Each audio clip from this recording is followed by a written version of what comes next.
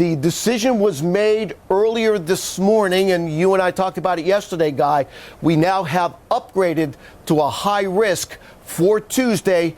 Let's talk about the impacts and what we're looking at here Tuesday night. All right. Good morning, Bertie. Good morning, everybody. Certainly, as we were talking about yesterday, and as we're continuing to talk about today, we have all that strong dynamics coming in. We have all the ingredients in play here, so we are certainly looking for a lot of widespread severe weather with this event on Tuesday. As that cold front and associated energy moves across the area, we're looking at, there will be storms that do produce hail and tornadoes, but certainly the widespread damaging wind aspect, with those winds at 65 to 75 miles an hour, as well as the AccuWeather local storm max to 90. These storms are going to be pretty intense when it comes to wind, and it's going to be over a little bit larger area than maybe what we saw a couple weeks ago with that similar system that came across the south.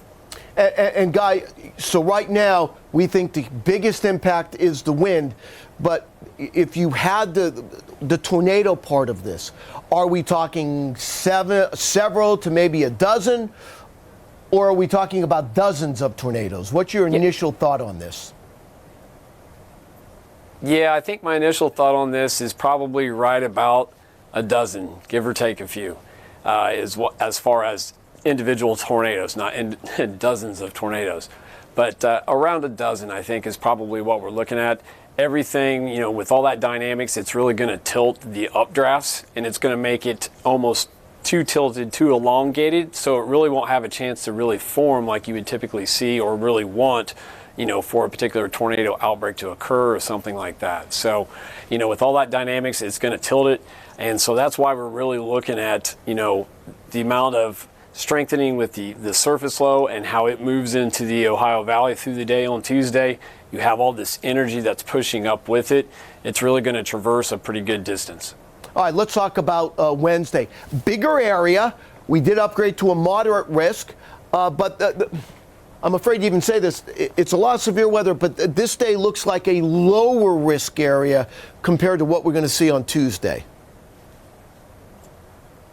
That is correct. Because of the system itself and how it expands as it moves northeast, that's why we've got that sum that extends all the way up through Ohio, because it is going to, the main part of the dynamics will be that far north, but the trailing cold front, as well as additional pieces of information or energy moving into the southern part of that, will then also generate additional severe weather with that moderate risk, as well as in any of the sum area here that we have. And so with it as well, maybe a few hail and isolated tornadoes, but then certainly localized damaging wind gusts 65 to 75 mile an hour as well. All right, AccuWeather severe weather expert Guy Pearson. Guy, thanks for breaking it down for us here on AccuWeather Early.